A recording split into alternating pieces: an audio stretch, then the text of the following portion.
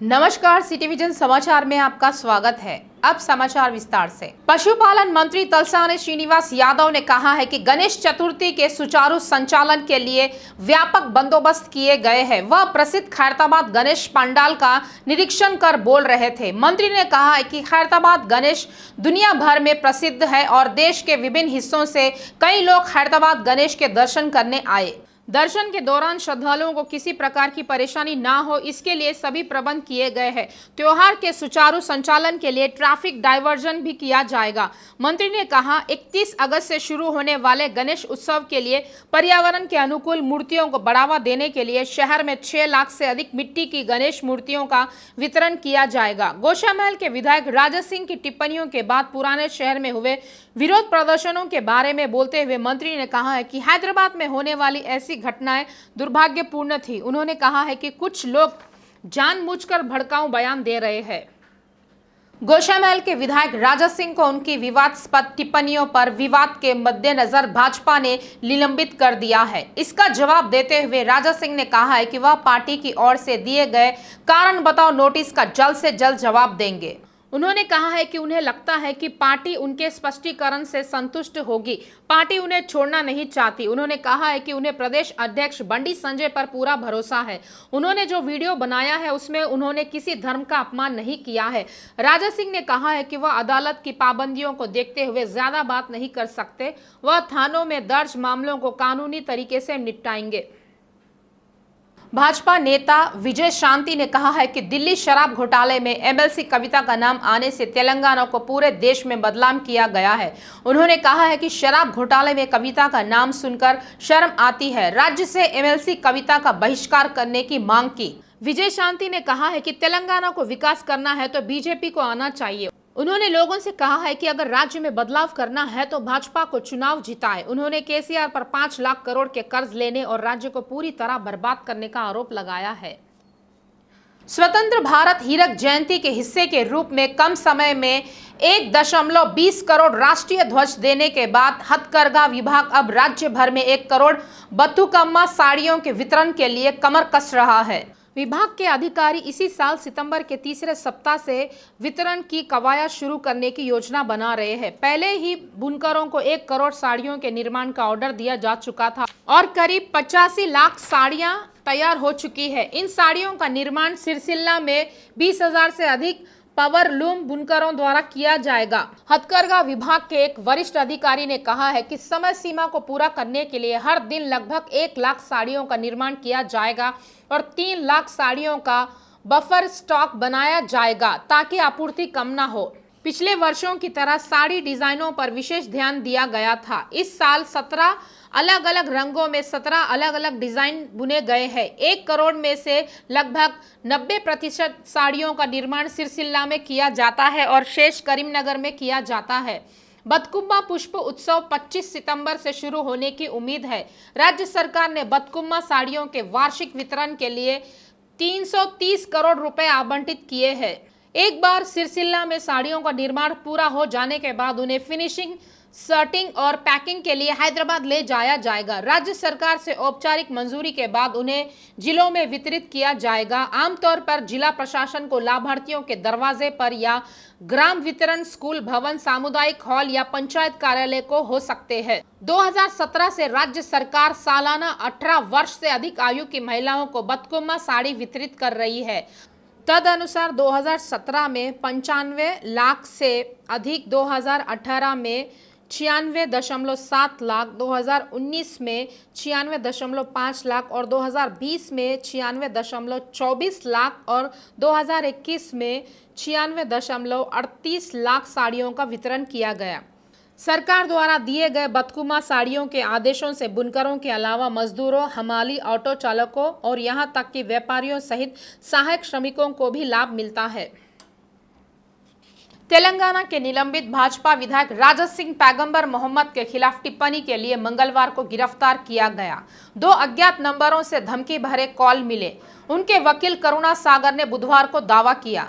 सिंह को गिरफ्तारी के कुछ घंटे बाद कल जमानत दे दी गई। नामपल्ली मेट्रोपॉलिटन मजिस्ट्रेट कोर्ट ने कहा है कि पुलिस गिरफ्तारी से पहले प्रोटोकॉल का पालन करने में विफल रही है। राजा सिंह को भारतीय जनता पार्टी ने सस्पेंड कर दिया है। पार्टी की केंद्रीय अनुशासन समिति ने उन्हें बताया है कि उन्होंने अपनी स्थिति के विपरीत और इसके संविधान के स्पष्ट उल्लंघन में विचार व्यक्त किए थे। नोटिस में कहा गया है कि आगे की जांच के लिए आपको तत्काल प्रभाव से पार्टी से और आपकी जिम्मेदारियों असाइनमेंट से निलंबित कर दिया जाता है। सोशल मीडिया पर प्रसारित एक वीडियो में राजा सिंह द्वारा की गई अपमानजनक टिप्पणी को हटा दिया गया है। हालांकि उन्होंने हैदराबाद में उग्र विरोध प्रदर्शन किया, जिसमें असदुद्दीन ओवैसी की AIMIM से संबंधित विपक्षी सांसदों ने आंदोलन किया। ओवैसी ने बीजेपी पर निशाना साधते हुए न्यूज एजेंसी ANI से कहा, मैं बीजेपी विधायक द्वारा की गई टिप्पणियों की निंदा करता हूं। बीजेपी हैदराबाद में शांति नहीं देखना चाहती। बीजेपी पैगंबर मोहम्मद और मुसलमानों से नफरत करती है। वे सामाजिक ताने बाने को नष्ट करना चाहते हैं। हमारे साथ राजनीतिक रूप से लड़ो, लेकिन इस तरह से नहीं। अगर प्रधानमंत्री नरेंद्र मोदी और भाजपा इन टिप्पणियों का समर्थन नहीं करते हैं तो उन्हें प्रतिक्रिया देनी चाहिए। मैं उन नारों सर तन से जुदा भी की निंदा करता हूं और उन लोगों से कहूंगा, लोग कानून अपने हाथ में ना ले। शहर के पुराने इलाके में बुधवार को भी स्थिति तनावपूर्ण बनी रही। सभी संवेदनशील इलाकों में पुलिस बल की मौजूदगी के बावजूद दुकानें और व्यावसायिक प्रतिष्ठान बंद रहे। वरिष्ठ पुलिस अधिकारी सांप्रदायिक रूप से संवेदनशील शालीबंडा, चारमीनार, मूसा बावली, गोशा महल, मंगलाट और सैदाबाद के इलाकों में डेरा डाले हुए थे। पिछली आधी रात से शालीबंडा चौराहे पर प्रदर्शन कर रहे करीब 30 लोगों को हिरासत में लेकर कंचनबाग थाने में स्थानांतरित कर दिया गया। सभी ईंधन स्टेशनों को मालिकों के साथ यह कहते हुए बंद कर दिया गया कि उन्हें पुलिस ने ऐसा करने का निर्देश दिया था। भाजपा विधायक राजा सिंह द्वारा पैगंबर मोहम्मद के खिलाफ कथित रूप से अपमानजनक टिप्पणी करने के बाद सोमवार रात तनाव शुरू हो गया। मामला दर्ज कर मंगलवार को उसे गिरफ्तार कर लिया गया। इसके बाद कोर्ट ने उन्हें रिहा करने का आदेश दिया।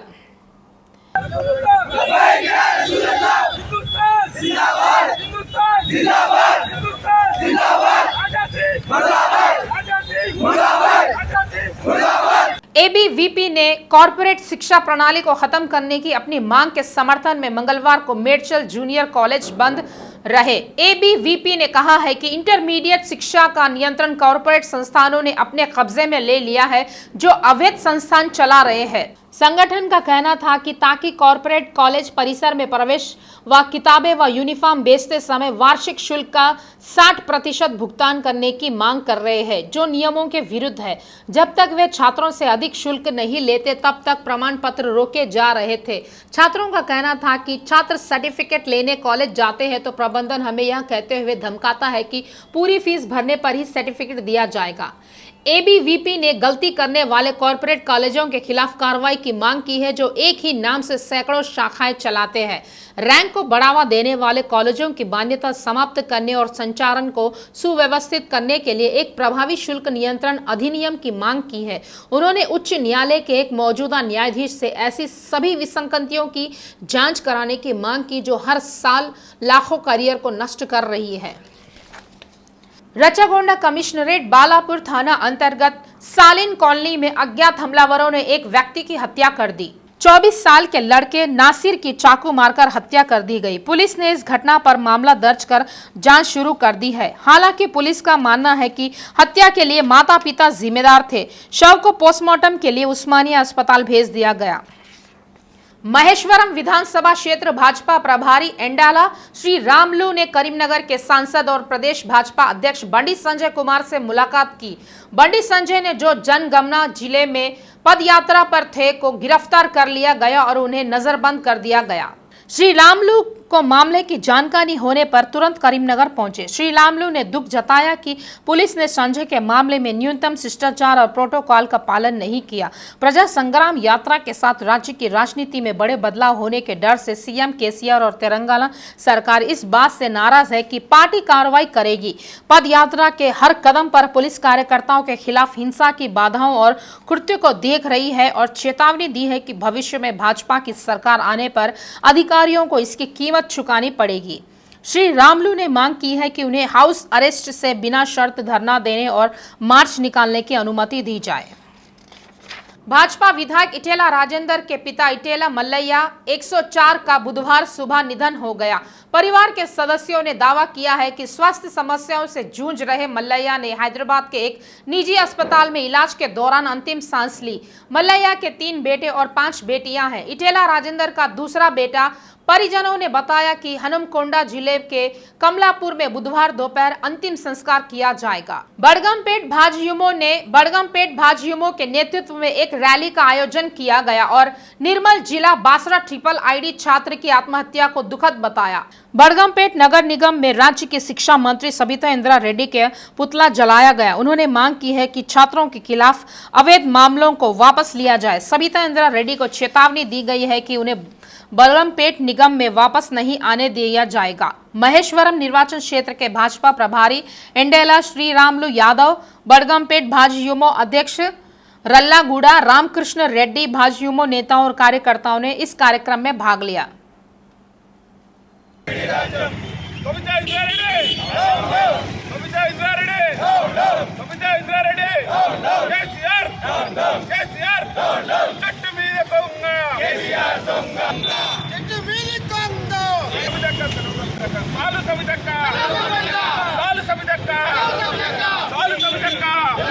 कल तक बारिश की समस्या से जूझ रहे लोग अब गर्मी की मार झेल रहे हैं। तेलंगाना के कुछ जिलों में बाढ़ आ गई। कुछ इलाकों में अभी भी छिटपुट बारिश हो रही है। ऐसे ही हालात रहे तो हैदराबाद में तेज गर्मी पड़ रही है। पिछले 2-3 दिनों से यहाँ के लोग गर्मी से परेशान हैं।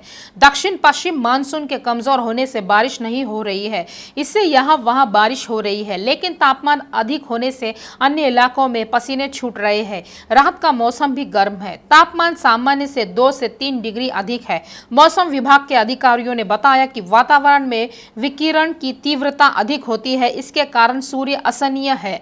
अधिकारियों का कहना है कि जलवायु परिवर्तन के कारण यह स्थिति पैदा हुई है। समाचार समाप्त होने के पूर्व मुख्य समाचार फिर एक बार।